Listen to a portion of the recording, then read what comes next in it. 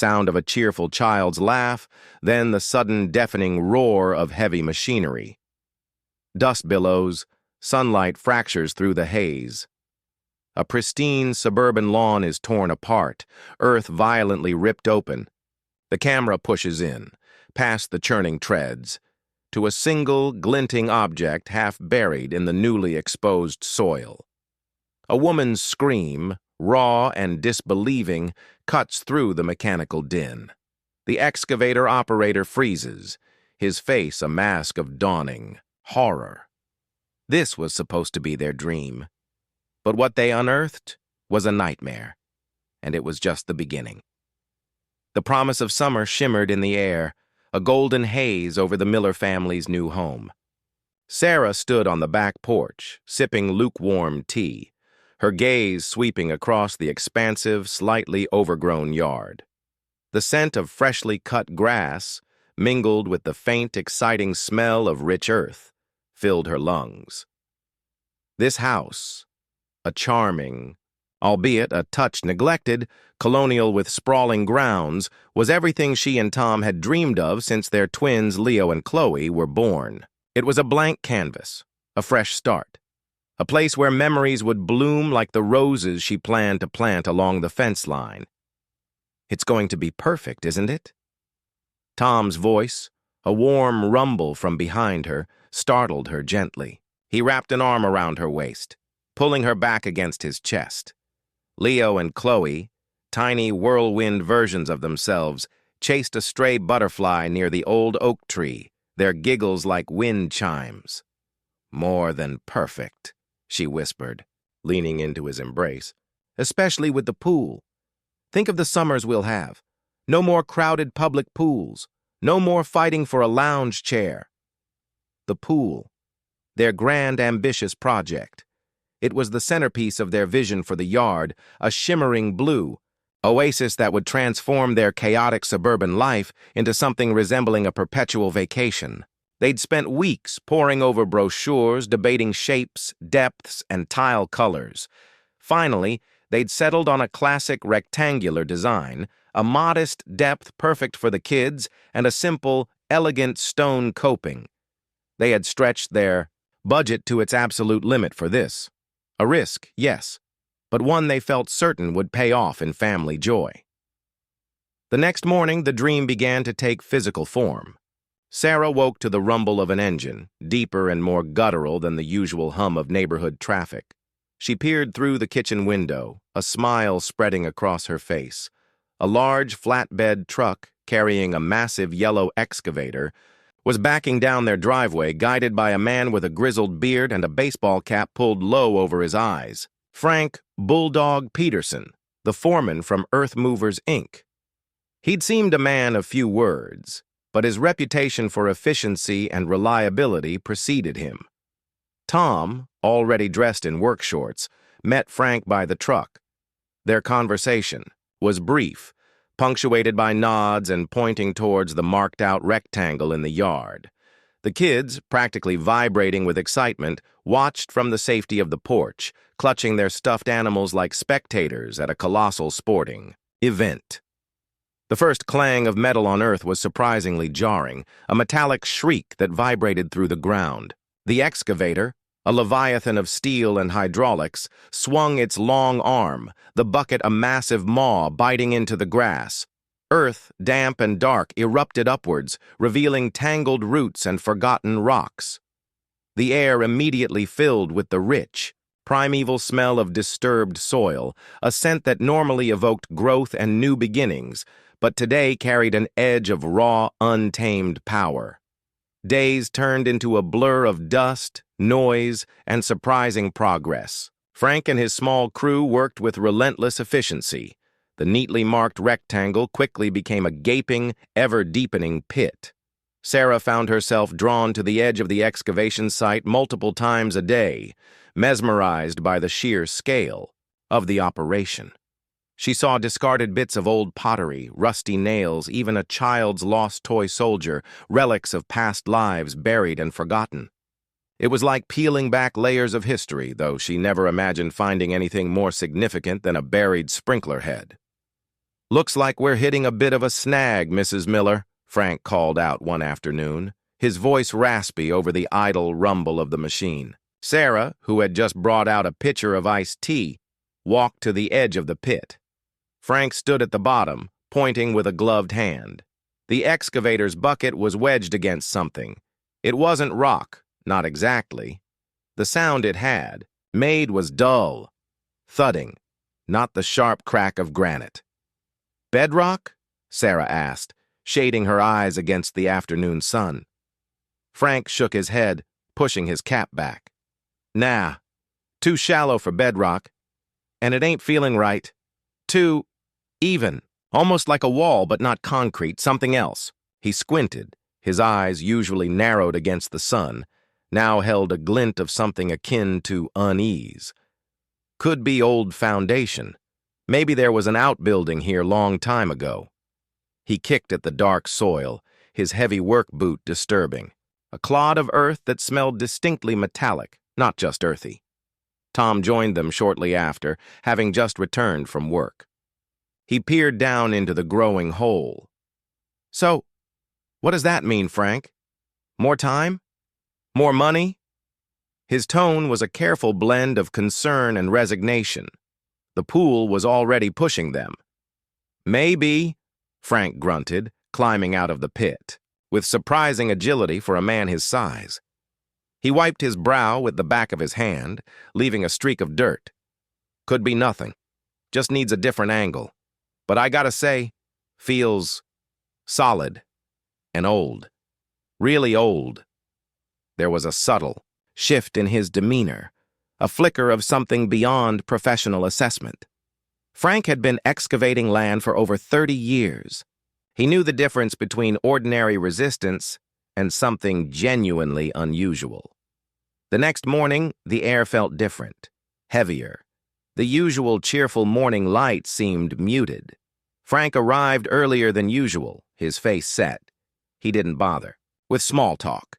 He just climbed back into the excavator, a determined glint in his eye. He maneuvered the machine with a newfound precision, nudging the massive bucket against the hidden obstruction. The engine strained, a deep growl filling the yard. The earth around the contact point began to crack, not just crumble, but visibly split. Then, with a sudden, sickening lurch, the bucket broke through. A sound, unlike any Sarah had heard before, echoed from the pit. A low, dull thump, followed by a series of unsettling scrapes and a soft, yielding crunch. It wasn't rock. It wasn't concrete. It was something that gave way with an unsettling organic quality. Frank cut the engine. The sudden silence was deafening, amplified by the tension that had inexplicably thickened around them. He stared into the hole, his face unreadable. Sarah, standing beside Tom at the edge, felt a prickle of unease crawl up her spine. The kids, who had been building a fort in the living room, sensing the change, crept to the back window, their small faces pressed against the glass. "What is it?" Tom asked, his voice hushed. Frank slowly climbed down from the excavator, moving with a deliberate slowness that spoke volumes. He approached the exposed area, his eyes scanning the dark, newly revealed surface. The earth around the breach looked different. It was darker, wetter, and carried a faint, acrid smell that was quickly becoming stronger, cutting through the scent of fresh soil. "It's not what I expected," Frank said, his voice barely above a whisper. He reached out a hand, gloved, fingers brushing against something. He pulled his hand back quickly, then stared at the dark stain on his glove. "This ain't bedrock. This ain't old pipes." He knelt, pulling a small trowel from his tool belt. With slow, careful movements, he began to clear away the clinging earth. Layers of soil, compressed over decades, peeled back to reveal a dark, almost black material.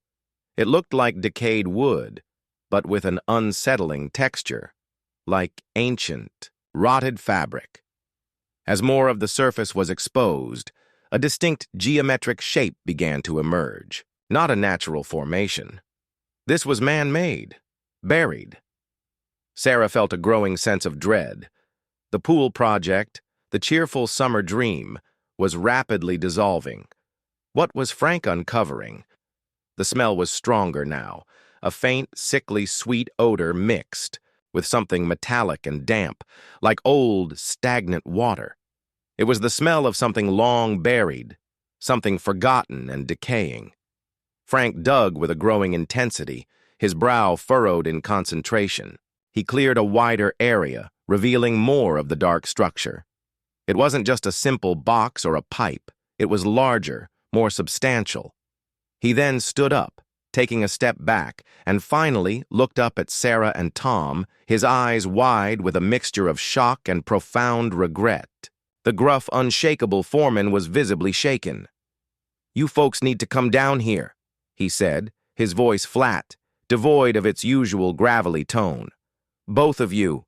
And keep the kids away from this."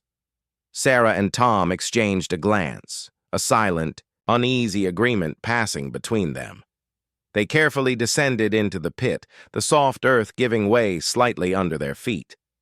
The air was cooler down here, and the strange smell was more potent, thick and cloying. Frank pointed. The revealed structure was roughly rectangular, about 6 feet long and 3 feet wide. Its surface was made of what looked like heavy, decaying wood planks, though some seemed to have disintegrated into a dark, pulpy mass. What made their blood run cold, however, was the clearly visible, corroded metal hinges on one side, suggesting a lid or door. This wasn't just a buried something. This was a container. "This ain't an old shed foundation," Frank said, his voice barely a murmur. "This is a coffee." The wail of sirens, faint at first, then growing steadily louder, sliced through the stunned silence of the miller's backyard. It was a sound Sarah usually associated with distant emergencies. A background hum of city life, never something that would directly involve her family, her home. Now it was a terrifying crescendo announcing the arrival of chaos. Blue and red lights began to flash through the trees, painting the normally serene suburban street with an unsettling, urgent glow. Detectives, uniformed officers, and forensic specialists swarmed their property. The vibrant green of their lawn, once a symbol of domestic bliss, was now a trampled, muddy expanse, dotted with official vehicles and bustling personnel. Crime scene tape, stark yellow against the fading light, quickly cordoned off the entire back 40, including the ominous pit. The pool contractors, stunned and bewildered, were ushered away, their equipment suddenly looking like instruments of discovery rather than construction. Detective Miller, a woman with sharp, observant eyes and a demeanor as unyielding as granite, took charge. She had a no-nonsense air, her voice calm but authoritative as she questioned Sarah and Tom. Frank, still visibly shaken, recounted his discovery with grim precision, the silver locket carefully placed in an evidence bag. "So you were just digging for a pool?"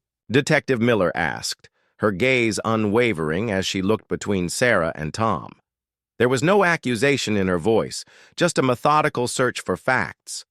"Yes, that's right," Tom confirmed, running a hand through his already disheveled hair. "We just bought the house a few months ago. Thought a pool would be great for the kids." He gestured weakly towards the house, where Leo and Chloe, peeking from behind the curtains, looked on with wide, frightened eyes. Sarah wanted to rush to them, to shield them from the grim reality unfolding outside, but she felt rooted to the spot, caught in the surreal nightmare. "And you have no idea who might be buried here? No previous owners mentioned anything unusual?" the detective pressed. Sarah shook her head. "No. The real estate agent, Mr. Henderson, he said the previous owners were an older couple, the Wilsons, who lived here for 50 years. They just retired and moved to Florida. Nothing about anything like this." A forensic team, clad in white suits, descended into the pit, their movements slow and deliberate, like surgeons performing a delicate, grim operation.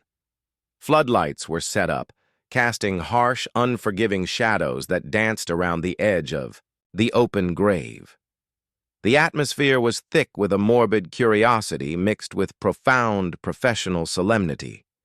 Every whispered instruction, every click of a camera, every brush of a tool seemed amplified in the sudden, eerie quiet of their once lively yard. Hours crawled by. The initial shock slowly gave way to a chilling, heavy despair. Their dream house felt tainted, transformed into a macabre archaeological site. The smell from the pit, once faint, now hung in the evening air, a sickening reminder of decay and death. Finally, after what felt like an eternity, a forensic technician emerged from the hole, carefully cradling a large, dark-stained object wrapped in protective sheeting. It was the coffin lid. Detective Miller approached, her expression grim. "We've found what appears to be a nameplate on the lid, though it's heavily corroded," she informed them, her voice low. "We'll need to clean it carefully back at the lab. We've also found remains." She paused, her gaze softening slightly as she looked at Sarah's tear-streaked face. "It's clearly a human burial. Very old. We'll be transporting the remains and the coffin to the forensic anthropology lab for examination." Sarah felt a fresh wave of nausea. Remains. A human being, buried in their backyard like a secret no one was ever meant to find. Who would do this? Tom finally managed, his voice hoarse. "And why here?" Detective Miller shrugged, a slight, almost imperceptible movement. "That's what we intend to find out. This is going to be a long process. For now, you understand, the property is a crime scene. We'll have officers here round the clock until the initial investigation is complete. You can stay in the house, but the backyard is off limits." Staying in the house felt like being trapped in a horror film. Every creak, every shadow seemed to hold a sinister meaning. The once comforting sounds of their home were now unsettling.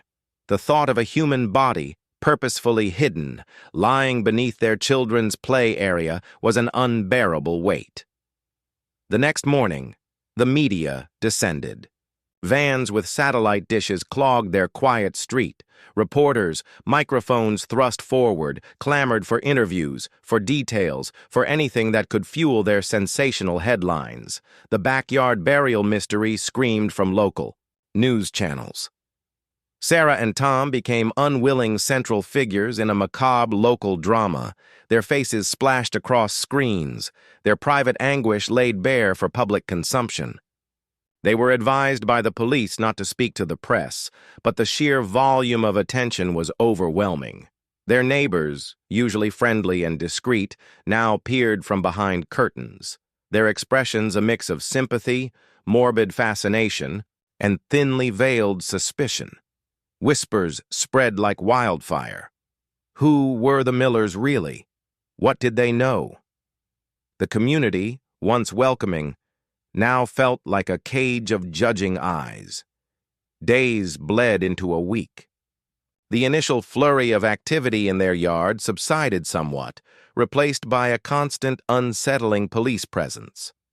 The forensic team had departed, taking the grim evidence with them.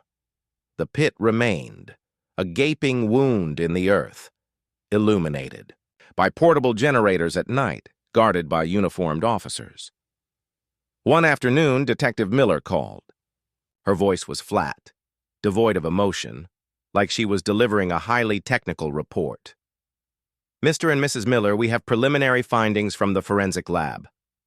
Sarah clutched the phone, her knuckles white. Tom, who had been pacing, stopped, dead.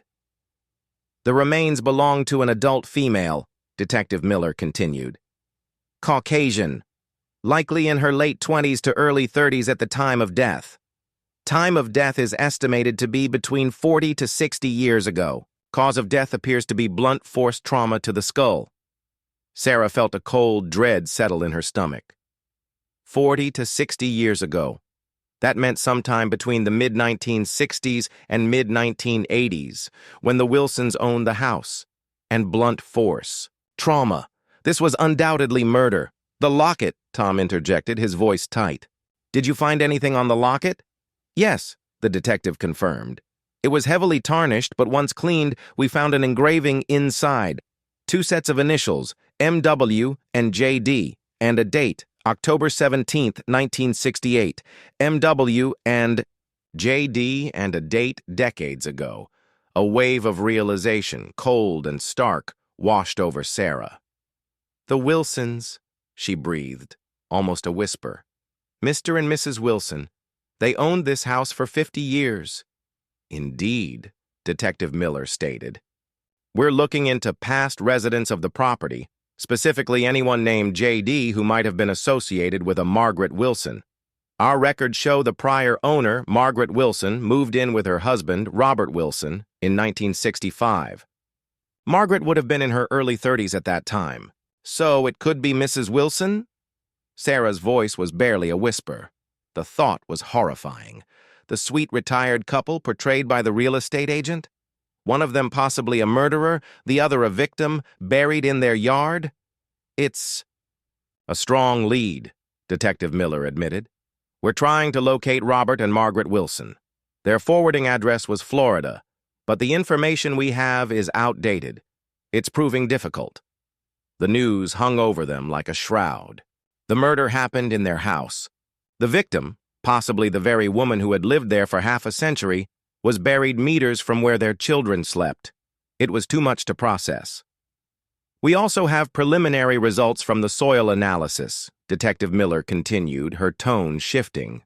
"The soil around the coffin contained traces of a peculiar mixture, a high concentration of lime, which is often used to neutralize odors and accelerate decomposition, and traces of a specific type of industrial solvent commonly used in auto repair shops or industrial cleaning during that era." Industrial solvent. Auto repair. Sarah's mind raced. Robert Wilson. Did he work with cars? Did he have a workshop? It seemed like a mundane detail, but the detective was clearly flagging it as significant. "We're pursuing all avenues," Detective Miller said, her voice regaining its professional firmness. "We'll keep you updated. In the meantime, try to keep a low profile. And remember, you are witnesses, not suspects. But it's going to be rough." Rough was an understatement. The Millers' lives were irrevocably altered. Tom, always the optimist, grew quiet, withdrawn. Sarah found herself constantly looking over her shoulder, jumping at shadows. The kids, affected by the tense atmosphere, became clingy, asking endless questions about the big hole and the police people. One evening, unable to sleep, Sarah found herself in the living room, staring out at the floodlit pit. The memory of Frank's face, etched with regret, haunted her. She pulled out her phone, searching for online records of their property, anything, to piece together the puzzle. She found old census data, property deeds, and then a small, faded newspaper clipping from 1969. It was an announcement about a local car rally, and pictured prominently, accepting a trophy, was a younger, smiling Robert Wilson. The caption identified him as the owner of Wilson's Auto Repair on Elm Street. Her breath hitched. Robert Wilson, owner of an auto repair shop. And industrial solvents found in the grave. The pieces, horrifyingly, began to claw. The revelation about Robert Wilson hung over Sarah like a suffocating shroud, a chilling echo of the death unearthed beneath their feet. Every detail, every casual observation Frank had shared now resonated with a sinister new meaning. The mild-mannered old man, the quiet, almost invisible neighbor, was a monster. The very air of their home, once so fresh and promising, now felt heavy with his decades-long lie. Sarah called Detective Miller immediately, her voice trembling as she recounted Frank's memories of Robert Wilson's auto repair shop, the barrel-bought solvents, and Margaret's abrupt disappearance. She felt a desperate urgency, a need to purge the toxic knowledge that had seeped into their lives. Detective Miller listened, her questions precise and clipped, confirming that the pieces Sarah had found aligned eerily with their forensic evidence. "Mrs. Miller, this is significant. We've been trying to connect the Wilsons to any local businesses, but their Florida forwarding address has made it difficult to cross-reference their past. This gives us a solid lead on Robert Wilson's activities. We're dispatching officers to investigate the old auto repair shop site on Elm Street." The news of the unfolding investigation, of a prime suspect emerging, should have brought some relief, but it only intensified Sarah's internal turmoil. Robert Wilson, the murderer, had been free, living out his days, perhaps even enjoying a sunny retirement, while Margaret's bones lay hidden just feet below where her children played. The injustice of it was a bitter, burning taste in her mouth. Tom, witnessing Sarah's escalating distress, tried to offer comfort, but his own face was etched with worry. The news about Robert Wilson had shaken him deeply.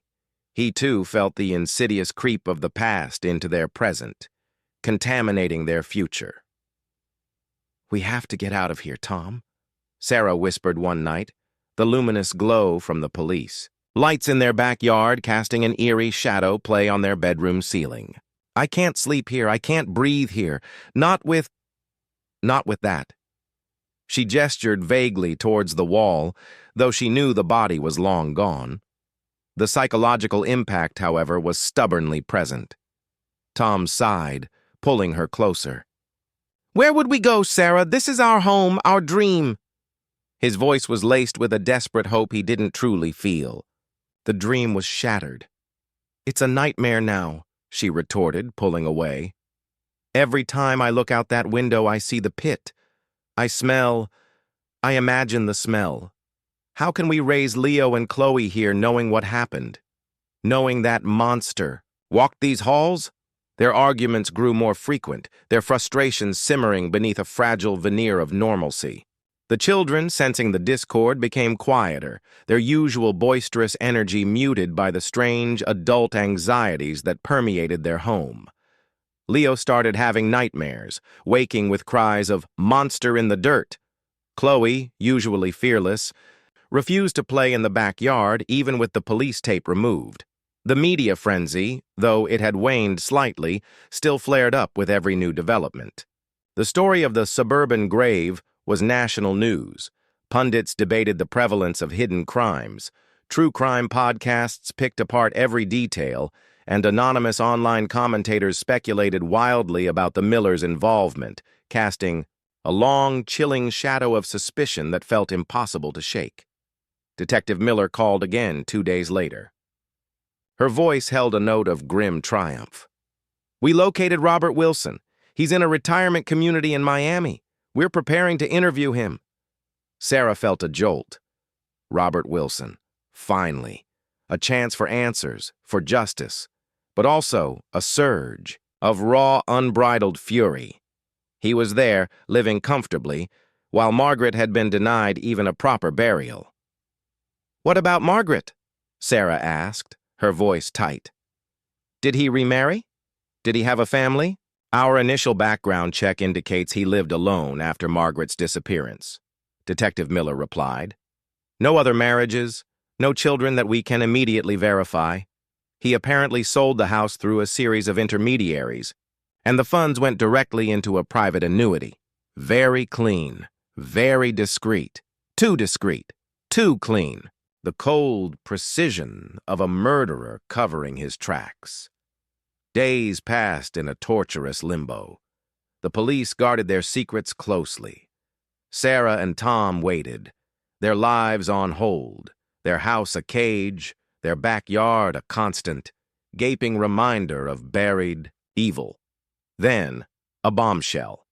A news report, not from Detective Miller, but from a breathless local reporter, blared from their television. "Breaking news! Robert Wilson, suspect in the sensational backyard burial case, found dead in Florida. Retirement home," Sarah gasped, dropping the remote. Tom stared at the screen, disbelief etched on his face. The reporter, barely containing her excitement, continued. "Sources indicate Mr. Wilson died of natural causes, A massive heart attack, just hours before police were scheduled to interview him. His death leaves behind a trail of unanswered questions in the decades-old murder mystery that has captivated the nation. A cold, hollow despair settled over Sarah. Natural causes. Just hours before, he had escaped. Justice, swift and complete, had been snatched away. He would never face the consequences, never have to answer for his heinous act. Margaret's killer would never truly be held accountable. The ensuing days were a blur of frustrating phone calls with Detective Miller, who confirmed the news with palpable disappointment in her voice. The case, though not officially closed, had hit a monumental roadblock. The primary suspect was dead. No confession, no trial, no definitive answers. "We'll still be pursuing this," Detective Miller assured them, though her voice lacked conviction. "We're processing his belongings, looking for journals, letters, anything that could shed light on Margaret Wilson's death. But without a living suspect, it becomes much harder." The Millers were left with an empty victory. The truth was known, yes. Margaret Wilson's fate was no longer a mystery, but her killer had walked away, literally to his grave, without punishment. The house felt heavier than ever, the silence punctuated by the echo of a justice denied. Sarah started having vivid, disturbing dreams. She saw Margaret, a spectral figure with long, dark hair, wandering through their house, her eyes filled with an ancient sorrow. She saw herself, endlessly digging, but instead of a pool, she unearthed only more coffins, each one a testament to forgotten victims, all escaping the reach of the law. One afternoon, seeking any form of escape, Sarah went to the public library, immersing herself in old newspaper archives, desperately searching for more about Margaret Wilson, about the life stolen from her. She found Margaret's obituary, a small notice from October 1968, describing her as a beloved daughter and sister, gone too soon. It mentioned no husband, no running off. It was a stark contrast to Robert Wilson's fabricated story. It was a quiet, almost invisible erasure. As she scrolled through the microfiche, a related article caught her eye. Dated 6 months after Margaret's disappearance, it was a short piece about a small local art gallery opening. And in the accompanying photo, among the artists and patrons, was Robert Wilson, a faint, almost imperceptible smile on his lips. Beside him was a striking woman with bright red hair, her arm linked casually through his. Her name was listed as Joan Davis, a rising abstract artist, Joan Davis, J.D. The initials on the locket, alongside M.W. Sarah's breath, hitched. J.D. wasn't. A man, as they had assumed from the commonality of the male name John Davis. It was Joan Davis, a woman, and Robert Wilson was with her, publicly, just months after his wife vanished. She felt a fresh wave of sick realization. Margaret Wilson, M.W., and Joan Davis, J.D. The locket wasn't just a sentimental piece of jewelry, it was a testament to Margaret's life, a tragic symbol of a connection. But who was J.D.? A friend? A secret lover of Margaret's? Or something far more sinister? The thought, chilling and unwelcome, wormed its way into Sarah's mind. What if J.D. wasn't innocent? What if Margaret wasn't just a victim of Robert Wilson, but entangled in a more complex, darker web? She printed the article, her hands shaking, and rushed home. Tom was in the kitchen, attempting to distract the twins with a game. "Look at this," Sarah blurted out, thrusting the crumpled newspaper clipping at him. "Joan Davis, J.D. It's not a man, Tom. It's a woman. Robert Wilson was with her months after Margaret disappeared. She's pictured with him at an art gallery opening." Tom took the paper, his eyes scanning the faded print, then widening as he saw the photo. "Joan Davis," he repeated, the name tasting alien and suspicious on his tongue. You think she was involved?" "I don't know," Sarah admitted, frustration mounting. But the locket, MW and JD, and the date, October 17th, 1968. That's just weeks before Margaret's disappearance was commonly accepted. What if it wasn't just Robert? What if she had an accomplice? Or what if JD was another victim? The possibilities were endless, each one more horrifying than the last. She called Detective Miller again, relaying her discovery. There was a pause on the other end, a beat of professional surprise. "Joan Davis," the detective murmured. "That changes things. Our initial focus was solely on Robert Wilson. We didn't consider a female accomplice or another possible victim associated with JD. This is a critical new lead, Mrs. Miller. Thank you."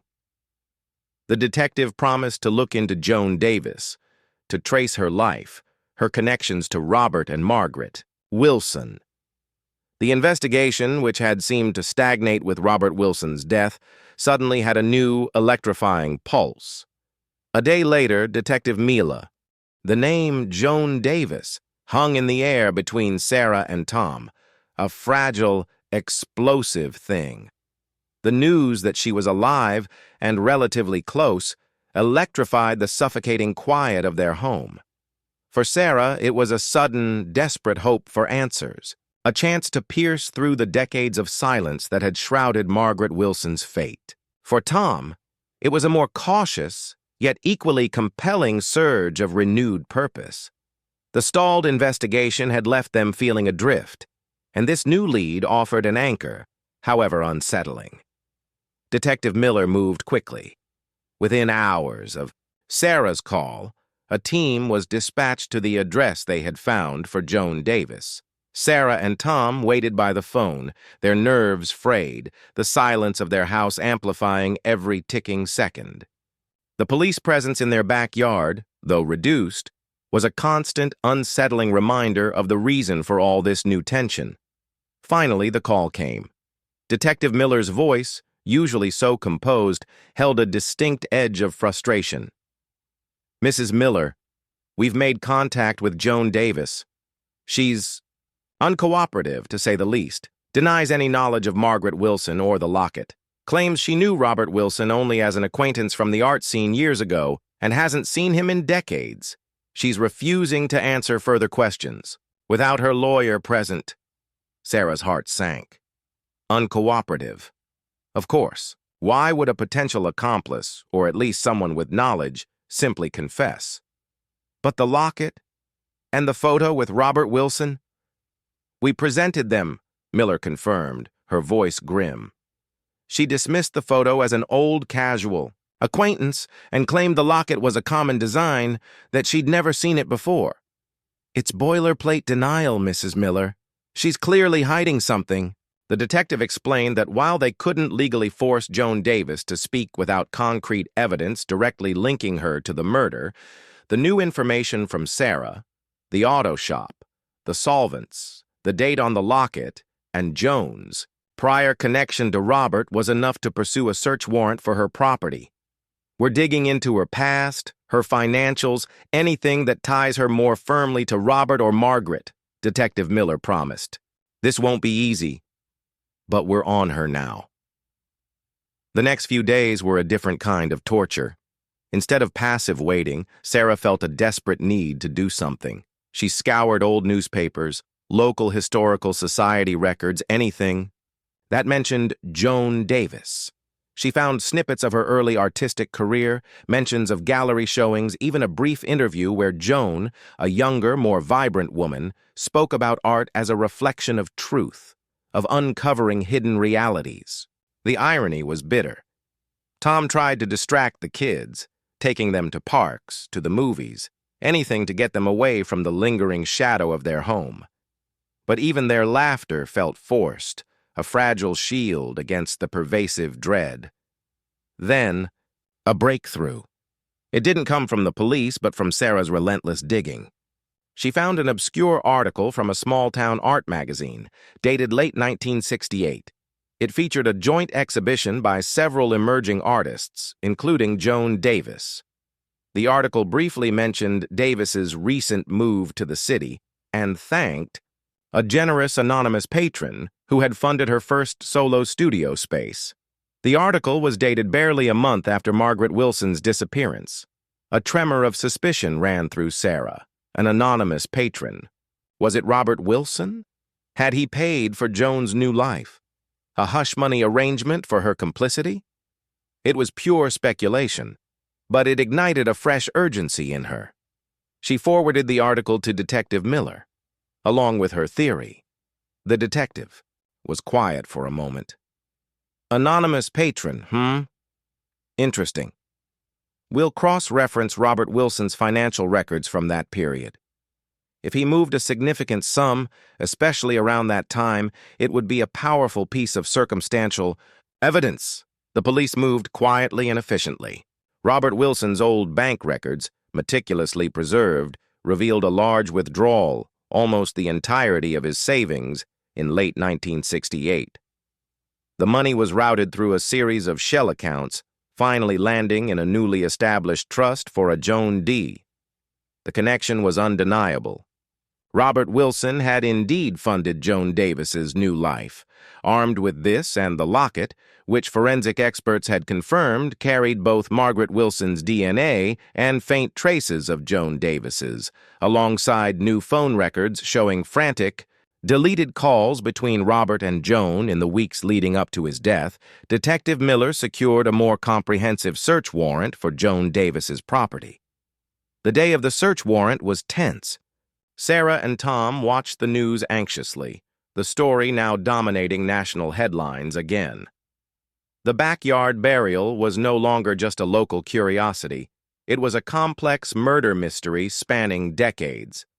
Footage from outside Joan Davis's secluded rural property showed flashing police lights, uniformed officers, and forensic vans. The media, held at bay by a police perimeter, shouted questions into the night. Hours passed. Then, a dramatic shot. A white forensic tent erected in Joan Davis's backyard, just meters from her garage. Sarah's breath hitched. They were digging again. The next morning, Detective Miller called. Her voice was grave, almost somber. "Mrs. Miller, we found something on Joan Davis's property, in her shed. A small, sealed metal box, buried deep under a concrete slab." Sarah's heart pounded against her ribs. "What was inside?" "It was a journal," the detective revealed, her voice barely a whisper. "Margaret Wilson's journal. It was meticulously kept, entries detailing her life, her marriage to Robert. And then entries about her growing fear of Robert, his erratic temper, his controlling nature. And then entries about Joan Davis." A profound silence descended. Sarah felt a chill that had nothing to do with the cool morning air. "What about Joan Davis?" she finally managed, her voice hoarse. "Margaret's journal indicates that Robert was having an affair with Joan," Detective Miller continued, her words precise, each one a hammer blow. "Margaret discovered it. The final entries describe a heated confrontation, Margaret threatening to expose them. The very last entry, dated October 17, 1968, the date on the locket, talks about a meeting at the house that night. With both Robert and Joan present, Margaret wrote that she felt a chill, a deep, unsettling fear. The puzzle pieces weren't just clicking into place, they were interlocking with a terrifying, undeniable precision.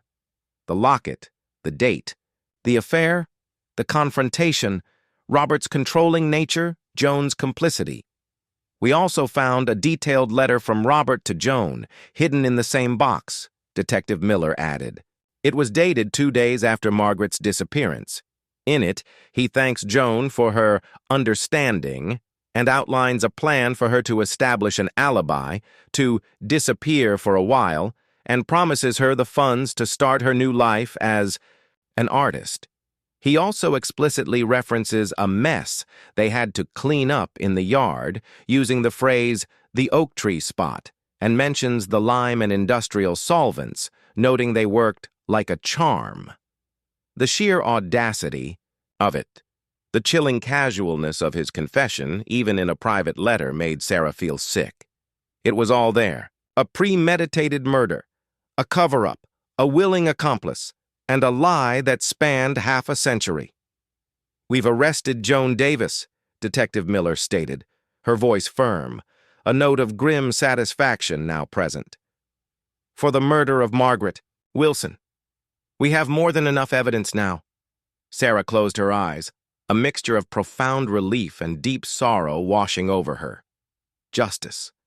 After all these years, Margaret Wilson, the woman buried anonymously beneath their dream, would finally have her story told, her killer brought to account. But it wasn't just Robert. It was Joan. The abstract artist who sought truth in her work had buried the most. Grotesque of lies. The immediate aftermath was a whirlwind. News channels flashed. Arrest made in backyard burial, their faces still occasionally appearing as the innocent homeowners who started it all. The Millers provided statements, shared their experience, but the focus had finally shifted from their trauma to the decades-old crime that had haunted their property. Margaret Wilson's story began to emerge publicly. Her family, long resigned to her disappearance, expressed shock, grief, and a profound sense of closure. There would be a proper burial for Margaret, a chance for her loved ones to mourn and remember her, finally, after half a century of uncertainty. The trial of Joan Davis became a national spectacle. The prosecution presented an airtight case built on the locket, the journal, Robert Wilson's letter, Joan's financial records, and the damning forensic evidence from the backyard. Joan Davis, now an elderly woman, once a celebrated artist, sat in court, her face expressionless, denying everything even in the face of overwhelming evidence. She portrayed herself as a victim, manipulated by Robert, coerced into silence. But the journal entries, Margaret's own words, painted a different, darker picture of a calculated betrayal. Sarah and Tom attended parts of the trial, a somber pilgrimage. They needed to see justice done, not just for Margaret, but for their own shattered sense of peace.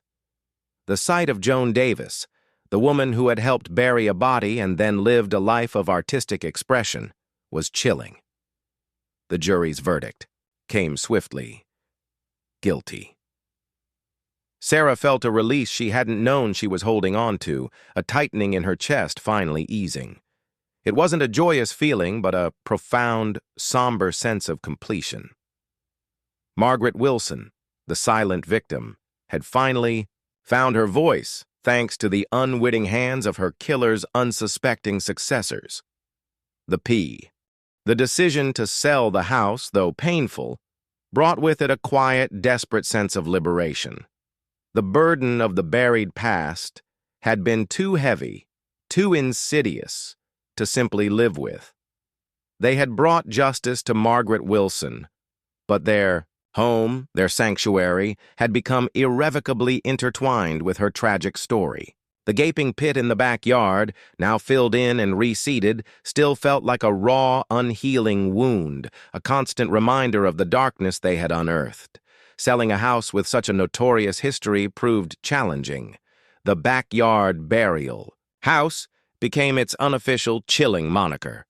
Real estate agents were hesitant, potential buyers either morbidly curious or outright repulsed. The Millers had to be completely transparent, disclosing every grim detail, from the coffin to the subsequent murder conviction. The price they had paid, a substantial investment for their dream, began to feel like a colossal mistake. Weeks turned into months. The for sale sign became a permanent fixture on their lawn, fading slightly under the relentless sun. The children, still sensitive to the lingering tension, continued to avoid the backyard. Sarah found herself constantly drawn to the windows overlooking the once excavated area, a strange, almost magnetic pull. She'd imagined Margaret, a young woman, vibrant and alive, walking through those same rooms, tending to the same garden, utterly unaware of her impending doom. The thought sent shivers down her spine. Tom, ever the pragmatist, started looking for other properties. smaller, older homes in different towns. Anything that didn't carry the weight of a horrific past. Each listing felt like a tentative step towards a true fresh start, a new dream untainted by death.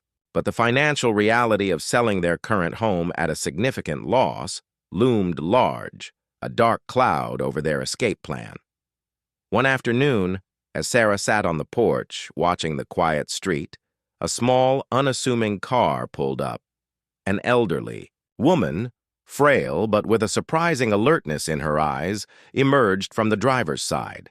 She moved slowly, her cane tapping gently on the pavement, and approached the "For Sale" sign. Sarah recognized her immediately from old newspaper clippings. Margaret Wilson's sister, Helen. Helen had attended the trial, a stoic, tearful presence in the front row. Sarah had seen her, felt a pang of profound sympathy for the decades of silent grief and unanswered questions the woman must have endured. She stood up, a nervous flutter in her stomach. "Mrs. Miller?" Helen asked, her voice soft but clear. "I hope I'm not intruding. I'm Helen Thorne. Margaret was my sister." "Of course not, Mrs. Thorne," Sarah replied, motioning to a patio chair. "Please sit. I'm Sarah Miller." Helen sat, her gaze sweeping over the house, then lingering on the spot where the pit had been. Her eyes were filled with a profound sadness, but also a quiet strength. I had to see it," she explained, her voice a little choked. "This was her home, her last place. For 50 years I imagined her, somewhere, running off like Robert said. But she was here all along." A tear traced a path down her wrinkled cheek. Sarah felt a surge of empathy. "I'm so sorry, Mrs. Thorne. We can't imagine what you've been through." Helen nodded, accepting the unspoken sympathy. "It's a strange thing, Justice.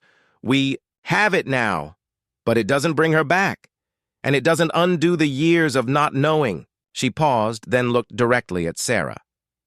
"I saw what you went through too, Mrs. Miller. The media, the invasion of your home. It can't have been easy." "It's been a lot," Sarah admitted, a tired sigh escaping her lips. "We're trying to sell, but it's hard. Nobody wants a house with this kind of history."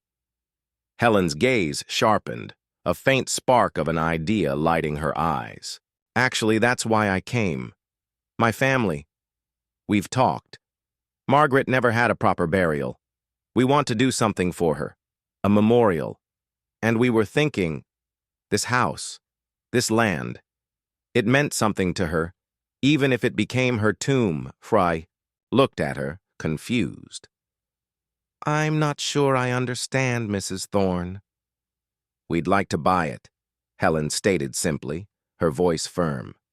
"The house, this property, not to live in it, not for ourselves, but to turn it into a memorial, a foundation, in Margaret's name. Maybe a small garden, a quiet place of reflection for victims of unsolved crimes, a place where stories like hers won't be forgotten." Sarah stared at her, stunned. The audacity of the idea, the profound irony. Their nightmare transformed into a beacon of hope for others. It was an unexpected, almost miraculous turning point.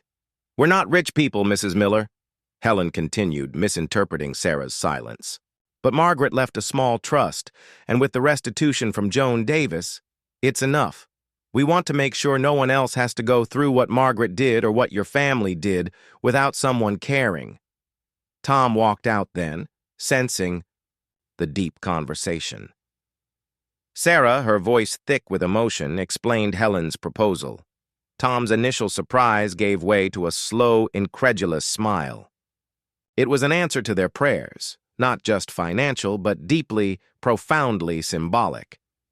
The negotiation was swift and surprisingly uncomplicated. Helen's family offered a fair price, understanding the unique circumstances.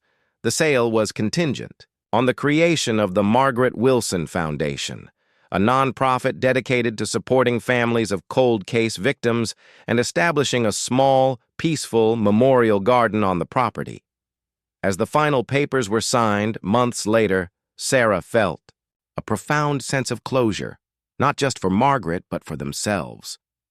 The money allowed them to purchase a modest, charming house in a neighboring town, a place with no history of hidden graves, only the promise of new, untouched memories. On the day they moved out, the Millers walked through the now empty rooms of their old house one last time. It was stripped bare, echoing with the ghosts of both their short, hopeful tenure and the long, tragic life of Margaret Wilson. The backyard, freshly reseeded by Helen's landscapers, already had the beginnings of a small, tranquil garden taking shape. A single, elegant white rose bush had been planted directly over the spot where the coffin had been found, a symbol of purity and remembrance blossoming from the dark earth. Helen met them on the porch. "Thank you, Mrs. Miller, Mr. Miller," she said, her eyes welling up. "You brought Margaret home, and now this will be her legacy." Sarah looked at the house, then at Tom, then at their children, already excited about their new normal home.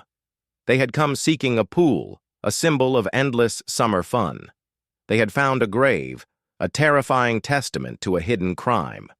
But, in the end, through their accidental discovery, they had also found a measure of justice, closure for a grieving family, and an unexpected path to healing for themselves.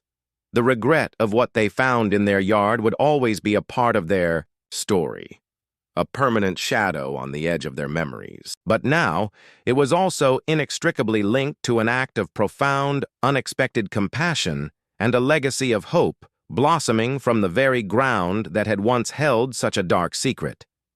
Their journey had begun with a brutal excavation, but it ended with a quiet, powerful act of redemption.